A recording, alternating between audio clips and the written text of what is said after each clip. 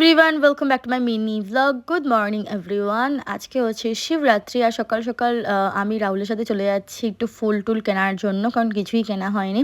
আর রাহুল আমাদের ছেড়ে দিয়ে যাবে হচ্ছে দোকানে। এই দেখো আমরা ফুলের দোকানে চলে এসেছি, আর এখান থেকে ফুল বেলপাতা সব কিছু কিনে নিচ্ছি। বেল কেনা হয়ে গেছে, আগেই কিনে নিয়েছে। আর এখানে দেখো বাপ্পার মেয়ের দুষ্টুমি।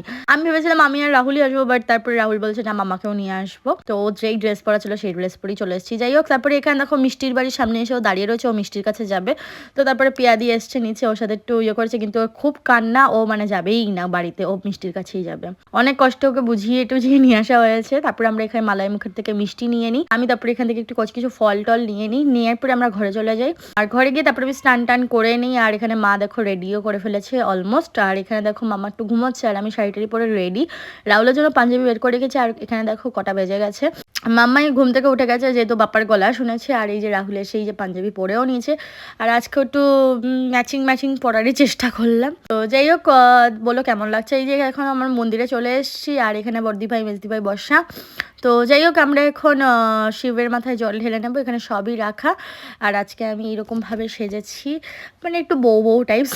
যাই হোক, আর এই শাড়িটা যে এটা আমার মা দিয়েছিল, আর খুবই সুন্দর আর খুব সফট শাড়িটা। আর মার অবস্থা দেখো, মা আট পরে শাড়ি মানে পিন করে ঠিক করে পরেনি। আর এখানে রাহুল দেখো আমার একটা ভিডিও বানাচ্ছিলাম, আর ওরকম কীরকম মুখ করে রয়েছে। যাই হোক, তারপরে এখানে বর্দি ভাই আর মেজদি ভাই প্রথমে দিতে যায়, কিন্তু বর্দি ভাই আর মা দিয়ে দেয়, মেজদি ভাই বেরিয়ে আসে। তো তারপরে আমরাও জল ঢেলে নিই, যেহেতু রাহুলের একটু তাড়া ছিল, ও বেরিয়ে যাবে। আর মাম্মা দেখো ঠাকুর প্রণাম করছে, ও এখন নতুন নতুন একটু ঠাকুর প্রণাম করা শিখেছে, আর খাওয়ালি ঠাকুরকে প্রণাম করে। তো যাই হোক, দেখতে থাকো ব্লগটা।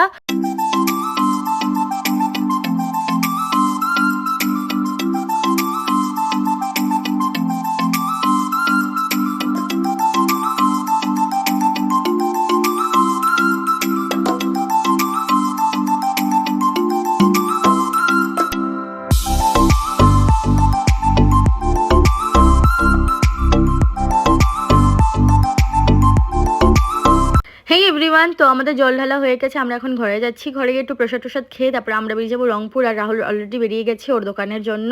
আগে আমি উপোস করে প্রহরেই জল ঢাললাম, কিন্তু প্রেগনেন্সির পর আমি একদমই পারি না, আমি খুব অসুস্থ হয়ে যাই, তার জন্য প্রসাদ খেয়ে নেই ঠাকুরের।